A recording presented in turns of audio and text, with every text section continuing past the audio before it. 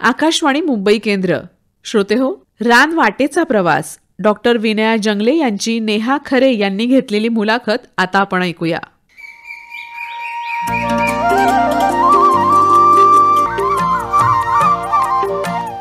श्रोते नमस्कार. कुठल्याही मोठ्या शहरात सिमेंटची जंगलं आहेत असं आपण अगदी सहज म्हणतो. ते खरंही आहे, परंतु याच शहराच्या आडोशाला, एका टोकाला किंवा मध्यभागी अभयारण्य, राष्ट्रीय उद्यान असेल तर तो त्या शहराचा मानबिंदू ठरतो आणि शहरवासियांसाठी ऑक्सिजन प्लांट सुद्धा ठरतो. मुंबईला लाभलेलं संजय गांधी राष्ट्रीय उद्यान हे या शहराचा मानबिंदू ठरावा असंच आहे. या राष्ट्रीय उद्यानामध्ये पशुवैद्यकीय अधिकारी म्हणून कार्यरत असलेल्या डॉक्टर विनया जंगले यांना आज आपण आमंत्रित केले. विनयाताई नमस्कार. नमस्कार. विनया जंगले ह्या 1999 साली पशुसंवर्धन विभागामध्ये रुजू झाल्या. 2008 ते 2012 ही 4 वर्ष आणि 2023 पासून त्या संजय गांधी राष्ट्रीय उद्यानामध्ये पशुवैद्यकीय अधिकारी म्हणून काम करतात. अनेक प्राण्यांवर, पाळीव आणि वन्य, लहान मोठे दोन्ही प्रकारचे, त्यांच्यावर उपचार करणं आणि या प्राण्यांना जीवदान देण्याचं काम विनया जंगले करतात. मुक्या वेदना बोलक्या संवेदना या त्यांच्या पुस्तकाचा उल्लेख विशेषत्वाने करायला हवा. त्यांच्या या पहिल्या पुस्तकाला राज्य शासनाचा पुरस्कार मिळालेला आहे. विनयाताई, आज आम्हाला संजय गांधी राष्ट्रीय उद्यानाबरोबरच तुम्ही अनुभवलेली इतर वेगवेगळी जंगलं, वन, उद्यानं याची सफर करायची आहे. तर संजय गांधी राष्ट्रीय उद्यान म्हणजे तिथे विपुल प्रमाणामध्ये वनराई आहे, झाडं आहेत, प्राणी आहेत, पशुपक्षी आहेत. तिथे सुद्धा वृक्षारोपणाचे कार्यक्रम किंवा झाडं लावण्याची गरज असते का? का नैसर्गिकरित्याच फक्त तिथे जंगल असतं? संजय गांधी राष्ट्रीय उद्यान हे म्हणजे 103 चौरस किलोमीटरचं एक जंगल पूर्ण शहराच्या मध्यभागी वसलेले. म्हणजे असं जगात फार दुर्मिळ असं उदाहरण आहे की एवढी करोडोची लोकसंख्या जिथे आहे त्याच्या एकदम हृदयामध्ये म्हणजे हार्ट ऑफ द सिटीमध्ये हे जंगल वसलेले. हे जंगल नैसर्गिक जंगल आहे, ही काही अशी लागवड वगैरे केलेली नाहीये. नैसर्गिक जंगल आहे, त्याची जपणूक वन खात्यातर्फे होते. पण काही भागामध्ये तिथे लागवड सुद्धा होत असते. म्हणजे तिथे वन विभागाच्या वेगळी रोपवाटिका आहे. म्हणजे इथल्या जंगलामध्ये असणारी कोणती झाडं जी योग्य आहेत त्या झाडांची रोपवाटिका तिथे आहे. आणि मग जुलै वगैरे हा जो वन महोत्सवाचा काळ असतो किंवा पावसाळ्याचा सुरुवातीचा काळ असतो तेव्हा तिथे विविध वृक्षारोपण, म्हणजे जिथे झाडं कमी आहेत त्या भागामध्ये वृक्षारोपणाचे कार्यक्रम होत असतात. म्हणजे जे जंगल तिथे अस्तित्वात आहे त्याचं संवर्धन, त्याचं संवर्धन त्या माध्यमातून होत असतं. वा. तर अशा प्रकारचे हे जे कार्यक्रम होतात त्याच्यामध्ये सामान्य नागरिक सुद्धा सहभागी होतात की कसं? हो, नक्कीच. कारण तिथे शनिवार रविवारी खूप अशा वेगवेगळ्या संस्था किंवा लहान मुलं आपले वाढदिवस साजरे करायला सुद्धा झाडं तिथे लावायला येतात. अरे वा. आणि वेगवेगळे म्हणजे कार्यक्रमाच्या माध्यमातून आमच्याकडे नेचर इन्फॉर्मेशन सेंटर आहे, निसर्ग माहिती केंद्र. त्या निसर्ग माहिती केंद्रामधून अशा पद्धतीच्या कार्यक्रमाची माहिती सामान्य लोकांपर्यंत पोहोचवली जाते. त्यांचं फेसबुक पेज आहे निसर्ग माहिती केंद्राचं वेगळं. आणि त्या कार्यक्रमामध्ये मुलं किंवा वृद्ध सुद्धा येतात, तरुण मुलं, मध्यमवयीन माणसं, त्यांच्यासाठी वेगवेगळे कार्यक्रम या वेळेला होतात. झाडं लागवडी त्याच्याबरोबरच वेगवेगळ्या फिल्म तिथे दाखवल्या जातात. किंवा जंगलातला जो भाग इतर वेळेला तुम्हाला बघता येत नाही तर या ट्रेकच्या माध्यमातून त्यांना तिथे नेलं जातं आणि त्या भागातलं जंगल या सर्वसामान्य लोकांना दाखवलं जातं. तुम्ही या क्षेत्रामध्ये अनेक वर्ष कार्यरत आहात, तर याच्यामागे एक कारण हे देखील आहे का की तुम्हाला निसर्गाप्रती असलेलं प्रेम? हो, मला नक्कीच. कारण माझा जन्मच कोकणामध्ये झालेला आहे आणि कोकणामध्ये तर अजूनही बऱ्यापैकी जंगल टिकून आहे. आणि आमचं जे बालपण होतं ते अगदी म्हणजे दाट जंगलामध्येच म्हटलं पाहिजे आमचं घर होतं. एक जंगलाच्या एका कडेला एक छोटंसं घर आणि तिथेच आम्ही सगळं आमचं कुटुंबीय आम्ही राहत होतो. आणि लहानपणापासून म्हणजे तिथे बघायला गेलं तर आमच्याकडे त्यावेळेला लाईटही नव्हता. तर कंदिलाच्या उजेडामध्ये जी वेगवेगळी रात्रीची जी म्हणतात ती पाखरं यायची ती बघण्यापासून ते दिवसाची पक्षी, फुलपाखरं आणि प्राणी असे वेगवेगळे म्हणजे एक जीवनाचा भाग असल्यासारखाच असल्यामुळे ती एक अशी वेगळी आवड नाही तर ती एक जीवन पद्धतीच होती. आणि नंतर जेव्हा शहरामध्ये आल्याच्या नंतर मला तो एकदम फरक जाणवला की एक जी आपल्याला जी निसर्गामध्ये आपण राहत होतो आणि तिथून आपण ह्या सिमेंट कॉन्क्रीटच्या जंगलात आल्यावर कुठेतरी मनाला असं वाटायला लागलं की आपलं जे मूळ आहे तर ते आपण जपलं पाहिजे. आणि मग म्हणजे मी जेव्हा 12वी झाले त्यावेळेलाच मला वाटत होतं की या क्षेत्राशी संबंधित म्हणजे जंगल किंवा पशु पक्षी या संबंधितच आपण व्यवसाय निवडावा आणि त्याप्रमाणे मी पशुवैद्यकीय अभ्यासक्रमाची निवड केली.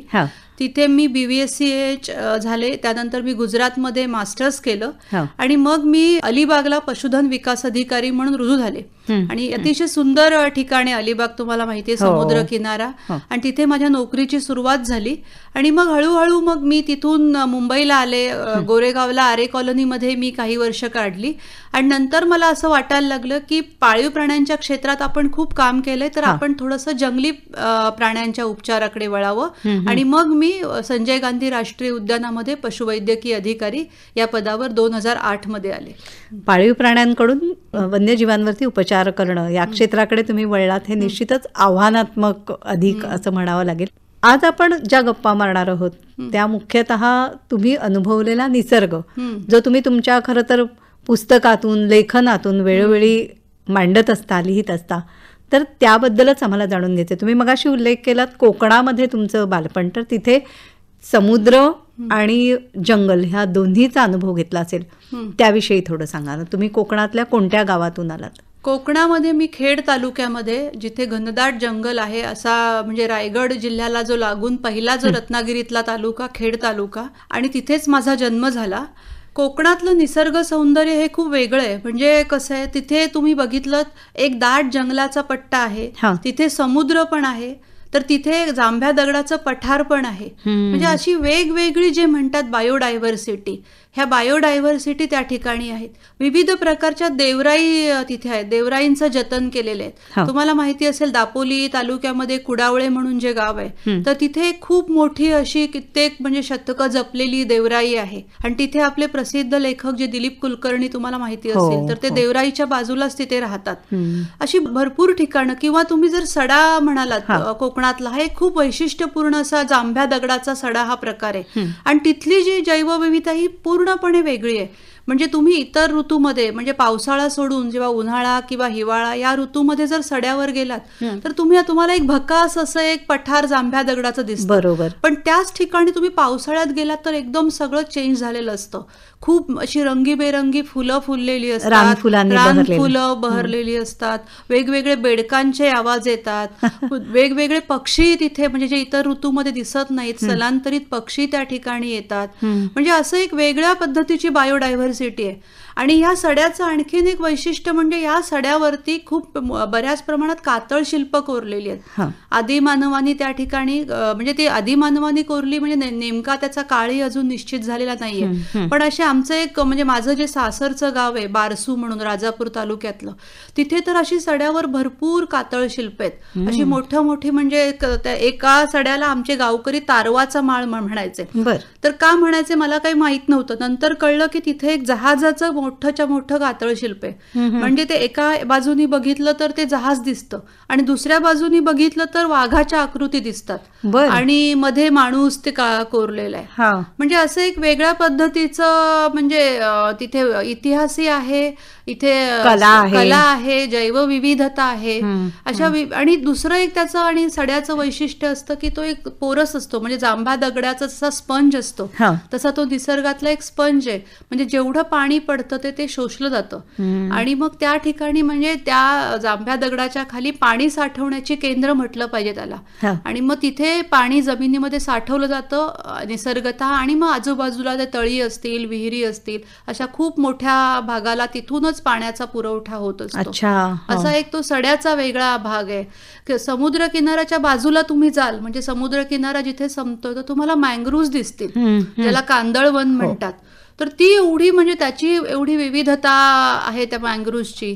त्याच्यात वेगवेगळी एक मारांडी म्हणून एक मँग्रोव्हचा प्रकार आहे, तर त्याला जांभळ्या रंगाची फुलं येतात. अरे वा. किंवा आपल्या महाराष्ट्र शासनाने मँग्रोव्ह ॲपल ज्याला म्हणतात त्याला मँग्रोव्ह ट्री ऑफ महाराष्ट्र असा दर्जा दिलाय. म्हणजे आपलं महाराष्ट्र राज्य हे पहिलंच राज्य आहे की एखाद्या मँग्रोव्ह मधल्या झाडाला त्यांनी राज्य झाडाचा म्हणजे मँग्रोव्हच्या असा दर्जा दिलेला आहे. ते मँग्रोव्ह ॲपल आहे तिथे.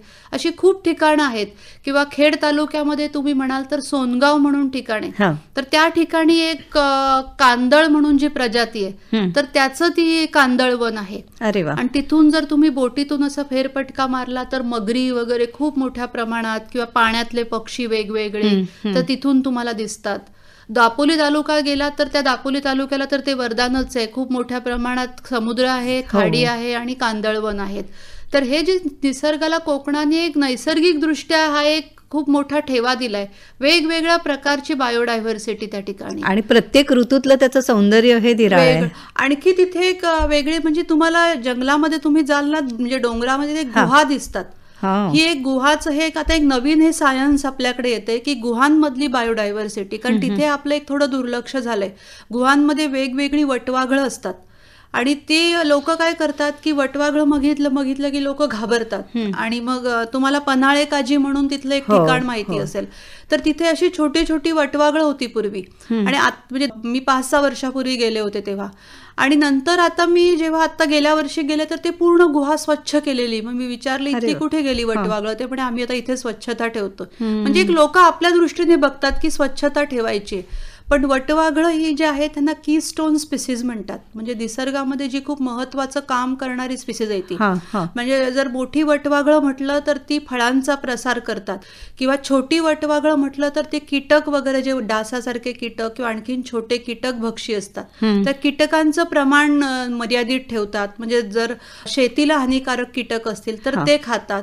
म्हणजे हे दोन्ही दृष्टीने वटवाघळं आपल्याला खूप महत्वाची आहेत. पण आपण त्या बायोडायव्हर्सिटी गुहांची बाहेर तिकडे आपण बघितलंच नाही. आणि ते नुसतं स्वच्छ करायचंय किंवा मग तिथे एक पर्यटन स्थळ करायचंय याच्या मागे आपण लागतो तर तिथली ती बायोडायव्हर्सिटी नष्ट होत जाते.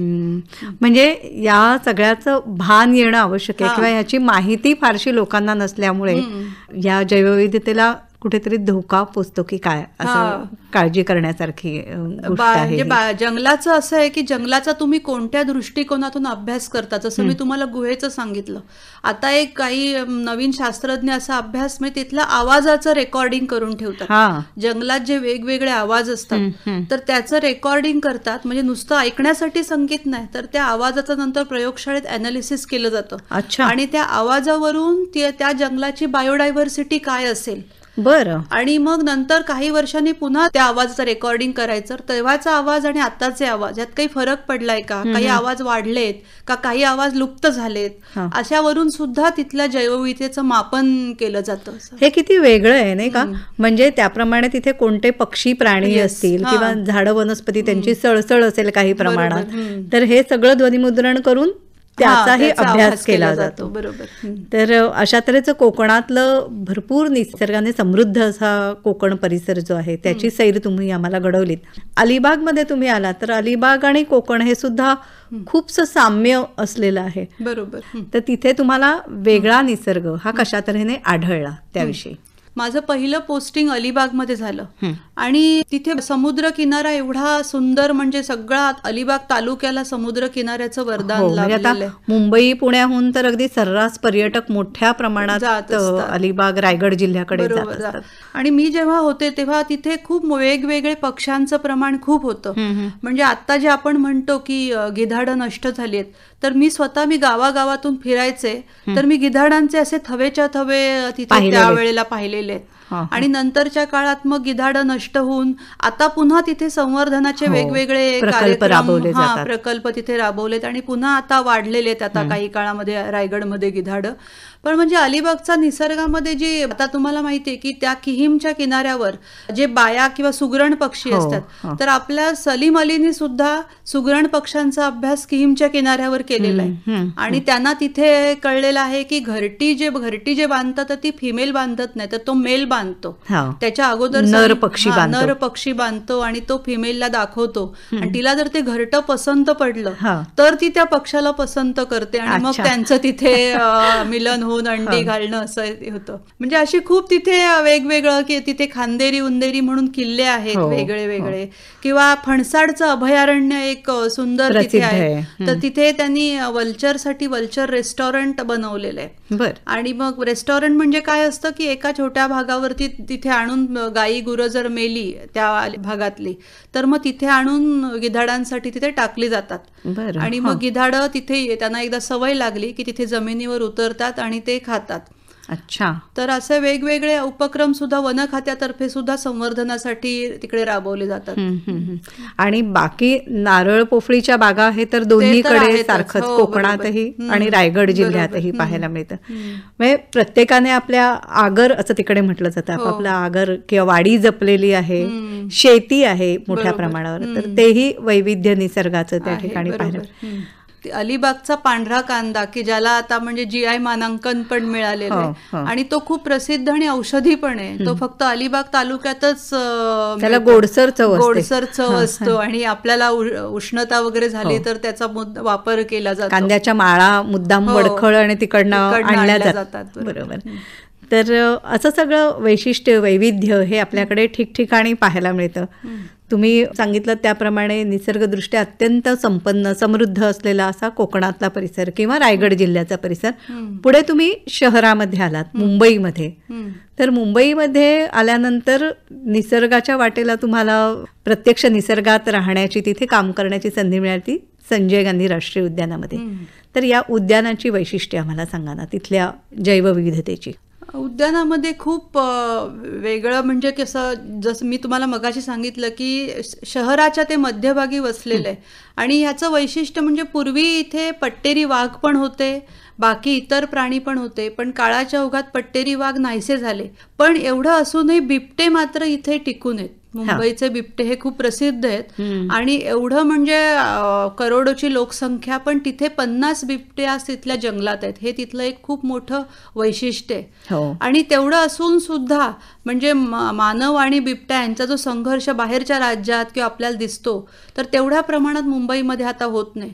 पूर्वी हा संघर्ष खूप मोठ्या प्रमाणात व्हायचा, पण आता वेगवेगळे अवेअरनेसचे कार्यक्रम उद्यानाने या मध्यंतरीच्या काळात राबवले आणि मुंबईची लोक शिकली त्या बिबट्याबरोबर कसं राहायचं, की त्यांनी बिबट्याला समजून घेतलं आणि त्याच्यामुळे खूप चांगलं एक म्हणजे बिबट्या आणि माणूस यांचं एक सहजीवनाचं मुंबई शहर हे खूप सुंदर उदाहरण आहे. अरे वा. म्हणजे इथे मुंबई शहराचं तुम्ही वैशिष्ट्य विचारलं तर मी म्हणजे तुम्हाला सांगेन की इथे बिबट्या पण दिसतो.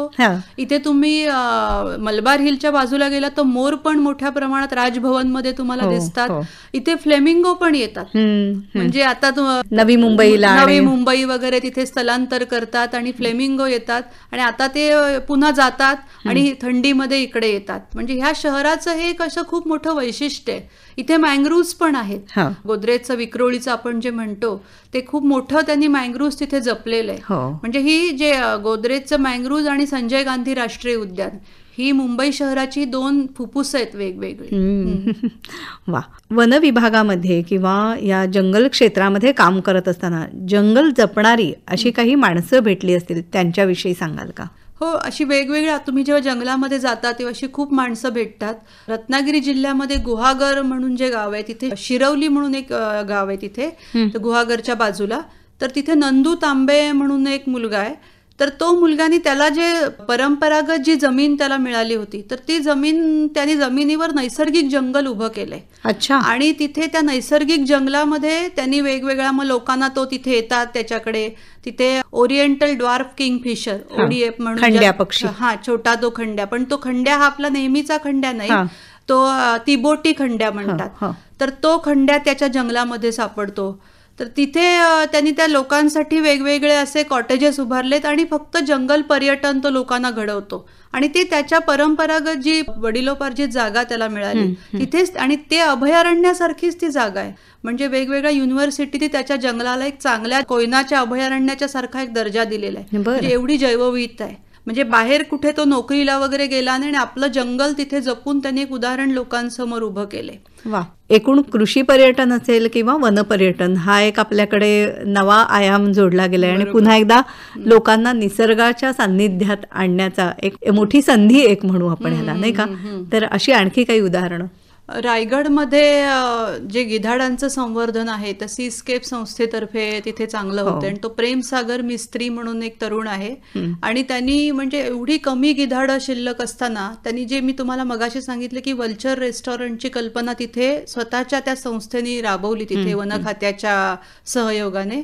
आणि त्यांनी शेतकऱ्यांना असं आवाहन केलं की तुमची जर जनावरं मेली तर आम्हाला सांगा. तर ती तिथे आणून तिथे जनावरं त्यांनी टाकतात. सुरुवातीला त्यांनी अशी जनावरं टाकली तर गिधाडं नुसती यायची आणि परत जायची. अच्छा. तर तेव्हा त्यांना कळलं की किंग व्हल्चर जो असतो तो किंग व्हल्चर पूर्ण नामशेष झालाय आणि तो किंग व्हल्चर येऊन कातडी काढायचं काम करतो जनावरांचं. ते कातडी काढणारं कोणी नसल्यामुळे ती जी व्हाईट बॅक्ड व्हल्चर आपल्याकडे ती निघून जायची. मग त्यांनी स्वतः तिथली स्किन त्या जनावराची काढून बाजूला करायला सुरुवात केली आणि मग ती आता गिधाडं बऱ्याच ठिकाणी उतरतात, खातात आणि आता त्यांची संख्या म्हणजे मी स्वतः बघितले अक्षरशः आकाशामध्ये अशी गिधाडं भिरभिरत असतात. एवढी संख्या रायगडमध्ये वाढली. मला वाटतं मसळा आणि त्या भागामध्ये मसळा आणि श्रीवर्धन आणि मसळा त्या भागामध्ये निसर्ग संवर्धनाचे असे प्रयत्न काही वेळेला वैयक्तिक पातळीवर आणि काही वेळेला संस्था सुद्धा एकत्र येऊन करतायत. या वनमहोत्सवाच्या निमित्ताने लहान लहान मुलांना सुद्धा शाळांमध्ये वेगवेगळे प्रकल्प दिले जातात.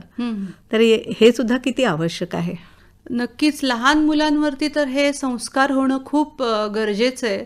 कारण आत्ता तुम्ही बघितलं तर प्रदूषण या सगळ्या गोष्टीमुळे किंवा जंगलतोड असं म्हणजे वेगाने नष्ट होत आहेत. कित्येक प्रजाती असं वाटतंय की आपण आता बघितल्या आपल्या पुढच्या किंवा त्याच्या पुढच्या पिढीला बघायला मिळतील की नाही अशी एक शक्यता निर्माण झाली आहे. तर त्यांचं जर संवर्धन करायचं असेल तर लहान मुलांवरती हे जे संस्कार आहेत निसर्गाचे ते होणं खूप गरजेचं आहे. कारण हीच पुढे जाऊन हे संवर्धनाचे हे मुलं पुढे तरुणपणी हे वेगवेगळे कार्यक्रम राबवतील किंवा संशोधन करतील. कारण संशोधन खूप महत्वाचं आहे ह्याच्यामध्ये की आज आपल्याकडे बऱ्यापैकी करतायत तरुण पण तरीही मी म्हणेन की संख्या कमी आहे जे या क्षेत्रात जाण्यासाठी आवर्जून येणार. त्या क्षेत्रात संशोधन करतील आणि मग संवर्धनाच्या मार्गाकडे वळतील.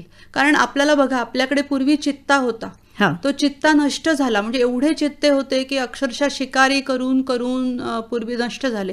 मग आपल्याला आफ्रिकेचा चित्ता जाणावा लागला. तर तोही आपल्या एक देशाने केलेला एक संवर्धनाचा एक चांगला प्रयत्न आहे की त्याच्यामुळे काय झालं की गवताळ माळरानं की ज्याचं महत्व खूप आपल्याकडे म्हणजे कळलंच नव्हतं आतापर्यंत की फक्त जंगल म्हणजे झाडं हेच लोकांना वाटायचं. पण जे बायोडायव्हर्सिटीचे वेगवेगळे प्रकार असतात की जंगल झाडं हा एक भाग झाला पण गवताळ माळरानं हा पण एक भाग असतो की ज्याच्यावर चित्ते राहतात, ज्याच्यावर माळढोक सारखे पक्षी असतात ते राहतात. की जर गवताळ माळरानं संपली तर त्याच्यामध्ये राहणारे जे प्राणी पक्षी आहेत तर ते नष्ट होतात. तर मी म्हणेन की चित्ता जो आणलाय आपल्याकडे ती एक चांगली सुरुवात झाली आपल्याकडे की त्या माळरानांच्या जपणुकीची की त्याच्या संवर्धनाकडे आपण आता लक्ष देतो. हे एक संदेश सगळीकडे गेला. म्हणजे त्या प्राणी पक्ष्यांचे अधिवास जपणं हे फार महत्वाचं आहे. म्हणजे आता तुम्ही उपचार ज्या वेळेला प्राण्यांवरती करता तेव्हा सुद्धा पुन्हा त्या पशुपक्ष्यांना त्यांच्या अधिवासात सोडणं आवश्यक असतं ना? बरोबर.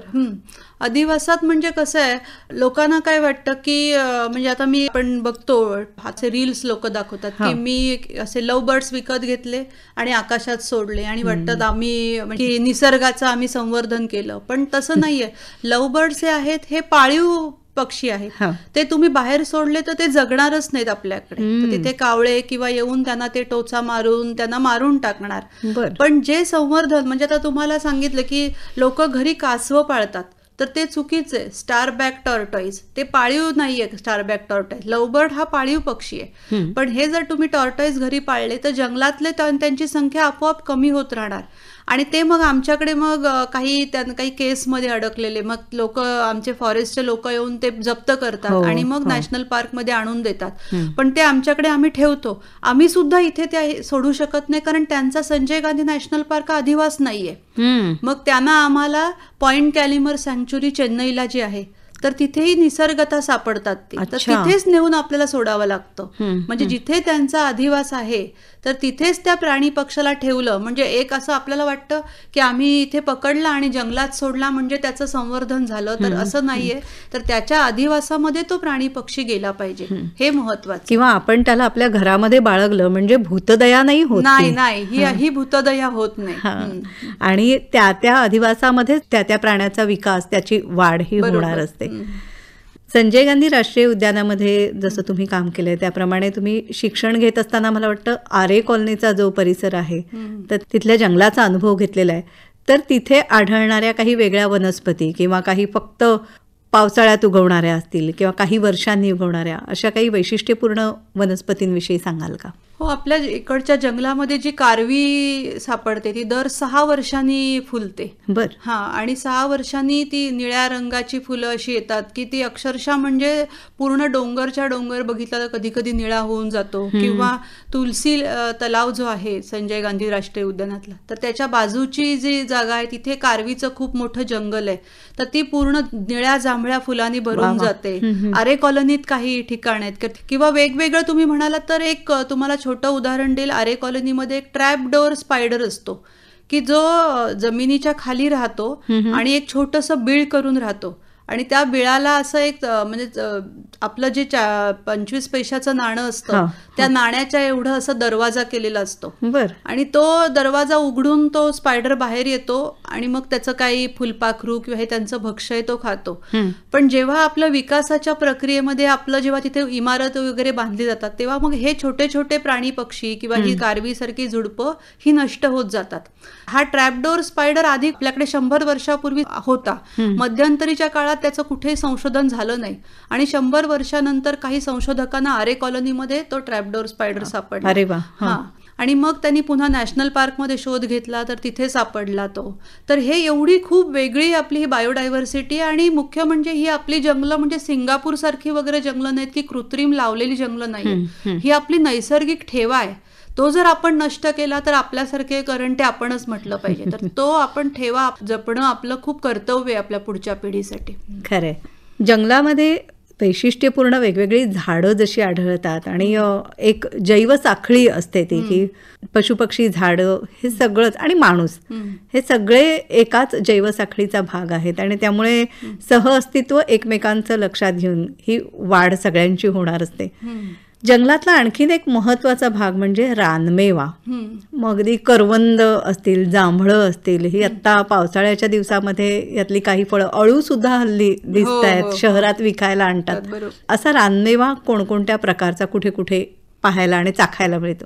खूप रानमेवा म्हणजे निसर्गाने हे खरं भांडारच दिलेलं आहे आपल्याला. टाकळ्यासारखी भाजी असेल किंवा आता ह्या सीझन मध्ये शेवळं मिळतात तर ती शेवळ्याची भाजी बऱ्याच घराघरांमध्ये केली जाते. भोकरं मिळतात, त्या भोकराचं लोणचं आपल्याकडे केलं जातं आणि फार औषधी आहे ते लोणचं. खूप अशी वेगवेगळी म्हणजे आता तुम्ही जर सड्यावर वगैरे जर उन्हाळ्यामध्ये फिरलात तर तुम्हाला भूक लागत नाही, इतकी करवंद इतकी रसाळ अशी पिकलेली असतात, ते तुम्ही तोंडात घालत गेलात तरी तुमची भूक जाते. वेगवेगळी खूपच वनस्पती म्हणजे त्याच्यामध्ये तुम्ही वेगळ्या प्रकारची अळंबी आता उगवते, त्या अळंबीची भाजी फक्त तुम्हाला त्यातली खाण्याची अळंबी कोणती, काही अळंबी ह्या विषारी अळंबी असतात तर ती ओळखली तर ती भाजी फार चविष्ट भाजी होते. तुम्ही आपल्या कामाच्या निमित्ताने किंवा इतरही छायाचित्रणाचा छंद असेल किंवा निसर्ग टिपण्याचा आनंद हा तुमच्या लेखनातून सुद्धा फार सुंदररित्या व्यक्त होता. तर या लेखनाची सुरुवात ही नेमकी कशी झाली? लेखनाची सुरुवात म्हणजे लहानपणापासून मला वाचनाची आणि लिखाणाची आवड होतीच, पण संजय गांधी राष्ट्रीय उद्यानात आल्यावर मी जेव्हा वन्य प्राण्यांच्या क्षेत्रात काम करायला सुरुवात केली तेव्हा मला खूप असे वेगवेगळे अनुभव यायला लागले आणि मग ते अनुभव मला असं वाटायला लागले कुठेतरी आपण लिहून ठेवलं पाहिजे आणि ह्याचं डॉक्युमेंटेशन केलं पाहिजे. म्हणजे जसं हरणांचा अनुभव असेल की कळपामधलं एखादं हरिण आपण बाजूला काढून ठेवलं तर ते एकटं जगू शकत नाही, हे मी बघितलं. ते त्यांना कळपामध्ये राहिलं तरच ते जगतात. ही असे वेगवेगळे किंवा वाघिणीच्या बाळणपणाचा अनुभव बघितला की वाघीण जेव्हा पिल्लांना जन्म देते तर आता सुद्धा आमच्या संजय गांधी राष्ट्रीय उद्यानामध्ये एका वाघिणीने पिल्लं दिली आहेत, 3 पिल्लं. तर तेव्हा बघितलं की ती किती आपल्या पिल्लांना स्वच्छ ठेवते, तिथे ज्या रूममध्ये पिल्लं असते तिथे ती विष्ठा करत नाही, तिथे ती लघवी करत नाही, बाहेर जाऊन मुद्दाम करते, पिल्लांना सुद्धा लांब करायला शिकवते, म्हणजे ती जागेवर कुठे पिल्लांना इन्फेक्शन होऊ नये म्हणून ती किती जपते. किती शहाणपण आहे हे प्राण्यांमधलं. हा, तर हे जे मी जवळून पाहिल्यावर मग मी लिहायला सुरुवात केली आणि मग ते अनुभव मग कुठेतरी दिवाळी अंकांमधून आले आणि मग त्याचं एक मुक्या वेदना बोलक्या संवेदना हे पुस्तक झालं. किंवा नंतर मी कोकणामध्ये गेले तर कोकणामधली मी तुम्हाला जे सांगितलं वेगवेगळी ही जी ठिकाण आहेत त्या ठिकाणांबद्दल मी लिहिलं आणि माझं आता जंगल सफारी म्हणून दुसरं पुस्तक राजहंस प्रकाशनतर्फे लवकरच प्रसिद्ध होतं. अरे वा, छान. निसर्गाची आवड असल्यामुळे आणि पर्यटनाचाही छंद, तर या प्रकारे तुम्ही अनुभवलेल्या काही जंगलांविषयी आम्हाला सांगाल का? काझीरंगाला आम्ही गेले होते, तर तिथे आपले जे गेंडे असतात आसाममध्ये तर ते खूप मोठ्या प्रमाणात बघायला मिळाले आणि खूप जवळून, म्हणजे अगदी हत्तीवरून तिथे सफारी असते गेंड्यांची आणि अगदी जवळून ते गेंडे आपल्या हत्तीच्या जवळ येतात तेव्हा एक थरारक आम्हाला अनुभव आला की एकदम आपल्या हत्तीच्या जवळ गेंडा येतोय. मोठेच्या मोठे म्हणजे पाणथळ प्रदेश, असा कित्येक किलोमीटरचा तिथे पाणथळ प्रदेश पसरलेला असतो. किंवा मी नागझिऱ्याला गेले होते, आपल्या महाराष्ट्रातलं जंगल, तर आमच्या जिप्सीच्या समोरून एक वाघीण आणि तिची पिल्लं 20 मिनिटं चालत होती. म्हणजे ते एकदम एवढं एक्साइटिंग आम्हाला होतं की लोक वाघ बघण्यासाठी जंगलात वारंवार जातात आणि वाघ दिसत नाही, आणि आम्ही एकदाच गेलो आणि ती पिल्लं आणि वाघीण खेळताना आम्ही बघितली. कान्हाच्या जंगलामध्ये तिथला जो 12 शिंगा आहे, दुर्मिळ झालेला प्राणी आहे, तर तो खूप जवळून आम्हाला बघायला मिळाला. किंवा आत्ता आम्ही जस्ट जिम कॉर्बेट राष्ट्रीय उद्यानात गेलो होतो, तर जिम कॉर्बेटमधून आम्हाला वाघ काही दिसला नाही, पण तिथे येताना आम्हाला एक हत्तीचं मोठंच्या मोठं कुटुंब दिसलं आणि एवढं ते जवळ जवळ यायला लागलं की अक्षरशः म्हणजे ते जिप्सीवाले घाबरले आणि ती हत्तीण होती ती एकदम जवळ यायला लागली आणि तिची पिल्लं तिच्या सोबत होती आणि नर होता तो खूप लांब होता. मग ती जवळ जवळ यायला लागली तसं जिप्सीवाल्याने एकदम गाडी चालू केली आणि आम्ही पटकन तिथून बाहेर पडलो. असे थरारक अनुभव पण असतात, पण जंगल बघण्याचा एक वेगळा एक आनंद असतो त्याच्यामध्ये. खरंय. विनयताई, रानवाटेवरचा हा तुमचा दीर्घ प्रवास आहे. या दरम्यान एखाद्या झाडाशी किंवा जंगलाशी, एखाद्या बागेशी असं काही खास नातं जोडलं गेलंय का? जंगलातलं प्रत्येक झाड आणि प्रत्येक फूल आपापल्या रंगाने आणि गंधाने आपल्याला त्याच्याकडे आकर्षित करत असतं. परंतु त्यातही काही झाडं, काही फुलं अशी वेगळी असतात की कुठेतरी आपल्या मनाच्या आठवणीमध्ये खोल रुतून बसतात. त्यातलंच एक झाड म्हणजे कुसुमाचं. या झाडाला काही फार मोठी रंगीत फुलं नसतात किंवा फळं वेगळी नसतात, परंतु वेगळा असतो तो त्याचा फुलोरा, म्हणजे त्याची पालवी. दर मार्च एप्रिल मध्ये ही झाडं आपल्या लाल लाल रंगाच्या गडद पालवीने भरून जातात. जंगलामध्ये बऱ्याचदा मी बघितलंय की ही कुसुमाची झाडं एकत्रितरित्या असतात आणि तो भाग जर तुम्ही मार्च एप्रिल मध्ये त्या भागात गेलात की जसं काही लाल लाल रंगाची उधळण चहूबाजूनी झालीये असा आपल्याला भास होतो. मार्च एप्रिल मध्ये आपल्याला माहिती आहे की असं खूप उन्हाळा आपल्याकडे असतो, म्हणजे नकोसा होईल असं हीट असते आणि अशा वेळेला तो लाल बुंद रंगाचं ते झाडांची पालवी फुललेली असते आणि एकत्रितरित्या असलेली ती झाडं बघून आपल्याला मनाला कुठेतरी खूप थंडावा मिळतो. अशी संजय गांधी राष्ट्रीय उद्यानात अशी काही विशिष्ट ठिकाण आहेत की ज्या ठिकाणी अशी कुसुमाची झाडं एकत्रितरित्या बहरून येतात आणि ती ठिकाणं बघण्यासाठी मुद्दाम मी मार्च एप्रिल मध्ये त्या ठिकाणी जात असते. आणखीन एक वेगळं असं फूल म्हणजे कारवीचं फूल, जे निळ्या निळ्या गडद रंगाचं आणि दर 6 वर्षांनी फुलतं. ते माझ्या मनात एकदम आठवणीत रुतून बसलंय, कारण मी जेव्हा 2008 मध्ये पहिल्यांदा संजय गांधी राष्ट्रीय उद्यानात रुजू झाले त्या वर्षीच ते सगळीकडे उद्यानात कारवी फुलली होती आणि मी नवी अगदी उद्यानात प्रवेश केला होता आणि प्रत्येक ठिकाणी ती निळी निळी गडद अशी फुलं फुललेली दिसायची. त्या निळ्या गर्द म्हणजे रंगामध्ये मी अक्षरशः हरवून गेले होते. उद्यानात जो भाग म्हणजे बाहेरच्या माणसांना जिथे प्रवेश नाही अशा ठिकाणी मी एकदा काही कामानिमित्त गेले होते, तर पूर्ण टेकडी निळ्या रंगाने तिथे भरून गेलेली दिसली. म्हणजे तो क्षण इतका वेगळा होता की म्हणजे जंगल आपल्याला त्याच्या रंगगंधातून काय वेगळा खजिना आपल्याला देत असतो याची जाणीव मला त्यावेळेला झाली. विनयताई, वनक्षेत्रामध्ये काम करण्याचा आनंद हा किती मोठा आहे त्याविषयी सांगा. जंगल म्हणजे इंग्रजीमध्ये फॉरेस्ट. फॉरेस्ट या शब्दाची उत्पत्ती आहे फॉर रेस्ट, म्हणजे विश्रांतीसाठी, रिलॅक्स होण्यासाठी माणसं जंगलात जातात. परंतु माझ्या नशिबाने म्हणा की मला असं काम मिळालंय की माझा सतत संबंध जंगलाशी येत असतो. पशुसंवर्धन विभागात काम करत असताना अलिबागला असू दे किंवा कोकणामध्ये खेड सारख्या ठिकाणी असू दे की मला ग्रामीण भागात सतत फिरावं लागायचं. आणि कोकणामधली तर गावं अशी जंगलामध्येच वसल्यासारखी गावं आहेत आणि एका गावातून दुसऱ्या गावात जाताना पूर्ण निर्मनुष्य मधलं ठिकाण असायचं आणि आजूबाजूला केवळ सह्याद्रीचे हिरवे हिरवे डोंगर आणि दऱ्या, वेगवेगळी झाडं ही सोबतीला असायची.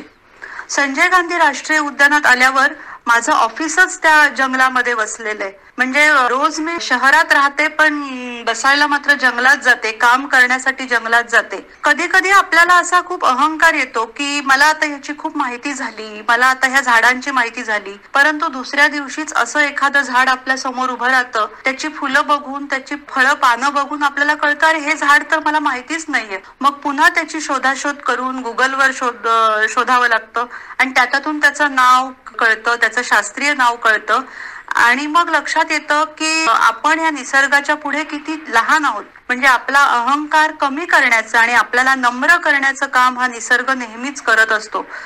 मला खरंच म्हणजे I am very thankful to my job की मला अशा पद्धतीचं काम देवाने दिलेलं आहे आणि मला असं वाटतं की पुन्हा जन्मोजन्मी असंच वनामध्ये काम करण्याचं मला मिळू दे, एवढंच मी देवाकडे नेहमी प्रार्थना करत असते. आता आपल्या गप्पांच्या अगदी शेवटी सर्वसामान्य नागरिकांना, महिलांना तुम्ही काय सांगाल? जंगलाबद्दलचं आकर्षण, प्रेम हे कसं वाढवता येईल? जंगलाबद्दल लोकांना म्हणजे आता मुंबईच्या लोकांना तरी त्याचं महत्त्व कळलेलं आहे की जंगल किती गरजेचं आहे. कारण यावेळेला आपण बघतो की ग्लोबल वॉर्मिंगमुळे हीट एवढी वाढत चालली आहे की एखादं झाड दिसावं, त्याचा वारा यावा म्हणून लोक तडफडत असतात, सावली मिळावी आपल्या गाडी पार्किंगसाठी. तर आपण जर हे लावलं, जंगल जपलं, तर आपल्या पुढच्या पिढीला हे मिळेल. कारण हे जे आता लावलेलं आहे आपल्या मागच्या पिढीने आपल्यासाठी ठेवलेलं आहे. तर आपण वर्षातून एक तरी झाड लावलं पाहिजे. तर आपल्या वाढदिवसाला आपण एक स्वतःला सवय लावून घेतली पाहिजे की एक झाड लावायचं किंवा मुलांचे वाढदिवस झाड लावून साजरे करा, हे मी सांगेन. आणि नुसतं लावून नाही तर ते झाड आपण वर्षभर त्याची काळजी घेऊन ते पूर्ण जगलं पाहिजे. कारण एक झाड मोठं केलं तर आपल्याला खूप मोठा ऑक्सिजनचा एक ठेवा तुम्हाला मिळेल. आणि हे जंगल जेव्हा तुम्ही आज जंगलामध्ये शिराल तर तेव्हा प्लॅस्टिक वगैरे असल्या हानिकारक वस्तू घेऊन येऊ नका. तुम्ही या आणि इथला निसर्ग, इथला ऑक्सिजन घेऊन एक फ्रेश होऊन तुम्ही तिथून बाहेर जा. वा, डॉक्टर विनया जंगले आपण इथे आलात आणि छान आम्हाला एक जंगल परिसराची सफर घडवलीत. आपण इथे आलात त्याबद्दल मनापासून आभार मानते. धन्यवाद. धन्यवाद.